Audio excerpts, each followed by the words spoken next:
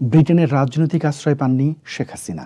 সোমবার সন্ধ্যা ৬টা নাগাদ ভারতের রাজধানী দিল্লির উপকণ্ঠে উত্তরপ্রদেশের গাজিয়াবাদে হিন্ডন বিমান ঘাঁটিতে নামে শেখ হাসিনাকে বহনকারী বিমান। একটি সূত্রের দাবি, বাংলাদেশ বিমান বাহিনীর একটি মালবাহী বিমানে শেখ হাসিনা গাজিয়াবাদে নামেন। তার সঙ্গে ছিলেন তার বোন শেখ রেহানা এবং কয়েকজন অফিসার।